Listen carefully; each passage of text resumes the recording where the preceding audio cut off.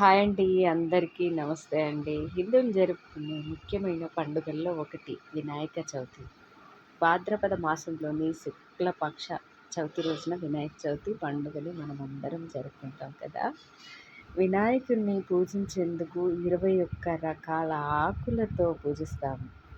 నిజంగా ఫ్రెండ్స్, మన పూర్వీకులు ఈ 21 ఆకులతోటి అనేక రకాల వ్యాధులు వస్తూ ఉంటాయి కదా! ఈ వ్యాధి నివారణకు ఈ 21 ఆకుల వనమూలికలను గుర్తు చేస్తూ ఈ పండుగను జరుపుకోవడమే ఆచారం అన్నమాట. ఈ 21 రకాల ఆకులతో, వనమూలికలతో గణేశుడికి అర్పించి పూజ చేస్తూ ఉంటారు. ఈ 21 రకాల ఆకులతో చాలా ఉపయోగాలు ఉంటాయి. సో, ఇలా జరుపుకుంటాము. అసలు తెలుసా ఫ్రెండ్స్, పొద్దున్నే లేచి పూజ చేస్తూ ఆయనకి హారతులు, ధూప నైవేద్యాలు ఇస్తుంటే ఆ మనసుకి ఎంతో హాయి, ఎంతో ప్రశాంతంగా అనిపిస్తూ ఉంటుంది. అసలు ఏ గల్లీలో చూడు లొల్లే. ఏ గల్లీలో అయినా సరే చిన్న పిల్లగాడి నోట్లో నుంచి అయినా సరే జై గణేష, జై గణేష, గణపతి బప్ప మోరియా, గణపతి బప్ప మోరియా అనేసి చిన్న పిల్లగాడిని కదిలించిన అదే.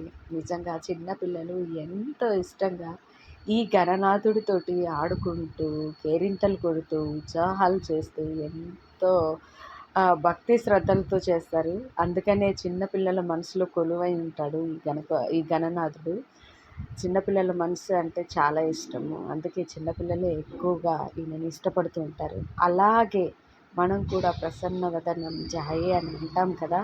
నిజంగా మన మనస్సుని ఈ గణనాథుడికి ప్రసన్నం చేసుకొని, కక్షలు కార్పణ్యాలు తీసి పక్కకు పడేసి, ప్రసన్నం చేసుకొని మనసుని ఆయనపై దృష్టి పెడితే నిజంగా ఎన్నో అద్భుతాలని సృష్టించుకోవచ్చు. నేనైతే అసలు ఎంతో పెద్ద పండగ జరుగుతున్నట్టు మా ఇంట్లో అసలు నేను ఆయనతోటే కూర్చొని, ఆయనతోటే మాట్లాడుతూ, ఆయనతోటే ఆనందంగా ఉంటూ, ఆయనకి వచ్చి రాని పాటలు నాకే వస్తే దాంతోటి ఆయన్ని స్తుతిస్తూ, ఆరాధిస్తూ ఎంతో సంతోషంగా ఈ వినాయక చవితిని నేనైతే జరుపుకుంటున్నాను.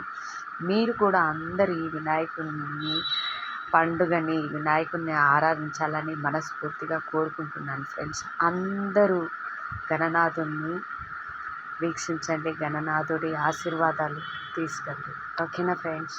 Thank you.